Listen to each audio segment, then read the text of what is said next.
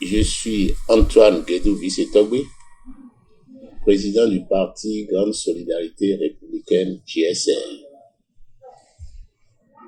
10e parti enregistré au Bénin sous le numéro 032. Je me suis rapproché de vous parce que inquiet. J'ai été surpris, choqué et dérouté d'entendre du ministre Orula, au détour d'un compte rendu de Conseil des ministres, 2 phrases horribles. Il dit: le parrainage s'est fait dans d'autres pays. Et pourquoi pas ici? Le problème que posent certaines oppositions et la société civile ne peut pas donner lieu à un débat. Le parrainage, 2e phrase, vient renforcer la réforme des partis politiques en ce que ça permet de filtrer et d'éviter des candidatures fantaisistes.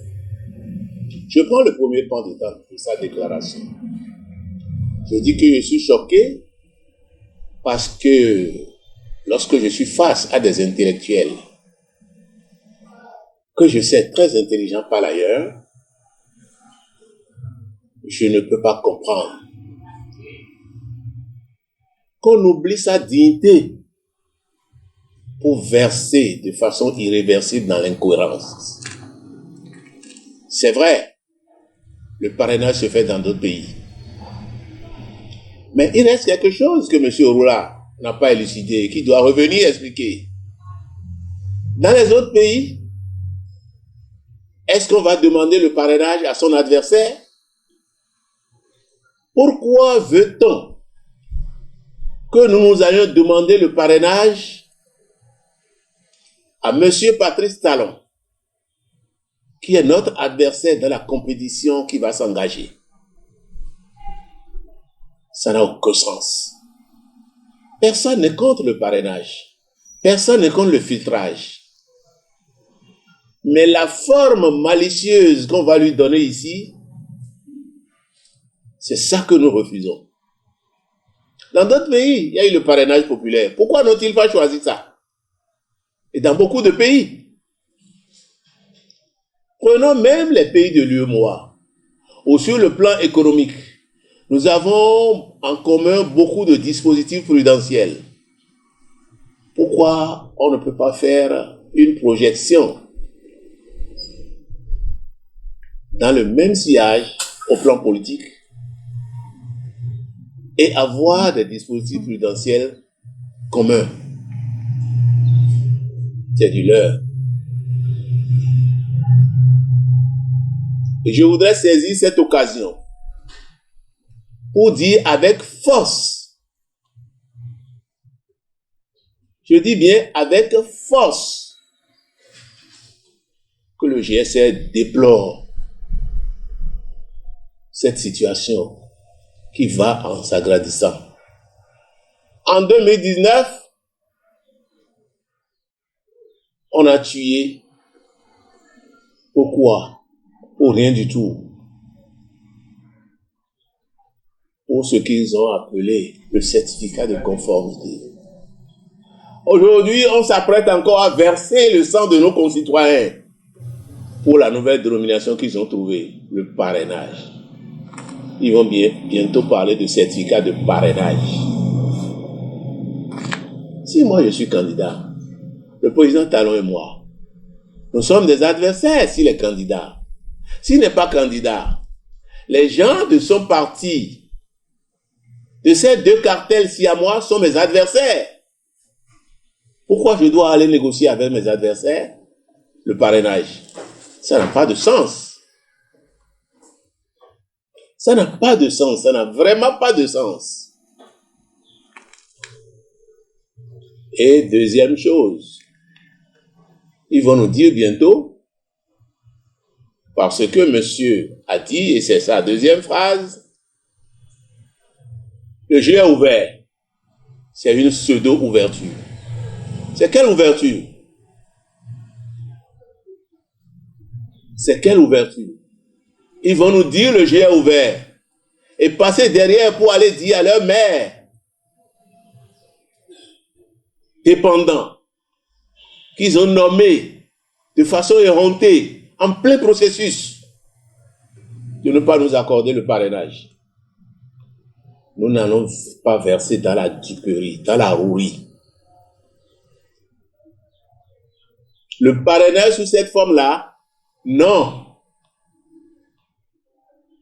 S'il veut faire des réformes, qu'il veut le parrainage, faire du filtrage, ils n'ont qu'à trouver une autre formule. Cette réforme qui n'est pas faite par nous et pour nous ne peut pas passer. Au Bénin, depuis 1990, le consensus a une valeur constitutionnelle. Et il faudrait que les gens se rendent enfin à l'évidence. Le jeu est ouvert. Et qui sont ceux qui auront le parrainage? Les deux cartels siamois du président de la République, qui ont déjà suffisamment faussé la concurrence. Et c'est tout. FCBE ne peut même pas prétendre de parrainage. C'est vrai, ils ont quelques conseillers, mais c'est insuffisant. Est-ce qu'ils iront dire maintenant qu'ils iront négocier avec les partis siamois? Alors, il y a une question à laquelle M. Aurora doit répondre. Pourquoi ont-ils mis dans la charte des partis politiques que les alliances entre partis sont interdites? Et lorsque FCBE va demander le parrainage de députés nommés par d'autres partis, comment on va l'appeler? Une alliance avec ce parti-là? Ou comment on va l'appeler? J'attends qu'on vienne m'expliquer. Monsieur le journaliste, il est temps qu'on finisse avec ça, qu'on regarde la nation. C'est pourquoi je voudrais tirer chapeau à toute la société civile qui s'est réunie le 4 septembre dernier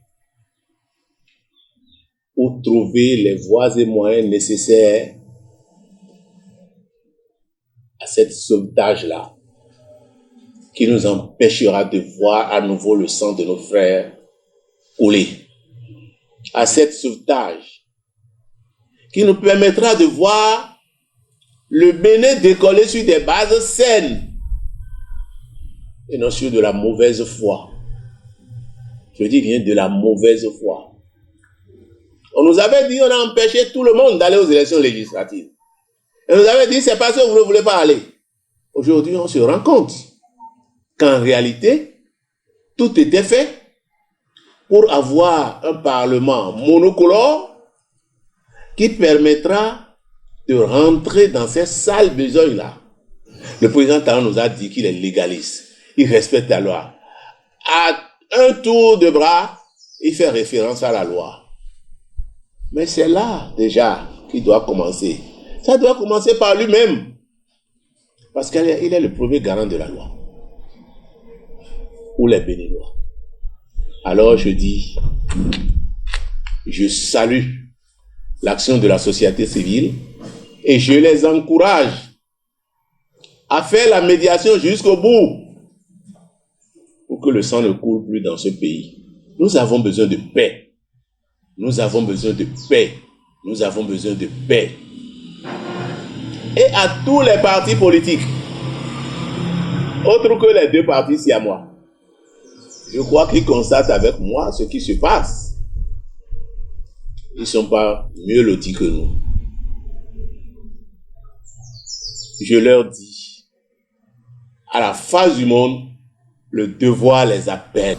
S'il y a lieu, la société civile n'a qu'à donner la main à tous les partis politiques du pays pour un débat, pour des échanges fructueux. Le président Talon a été élu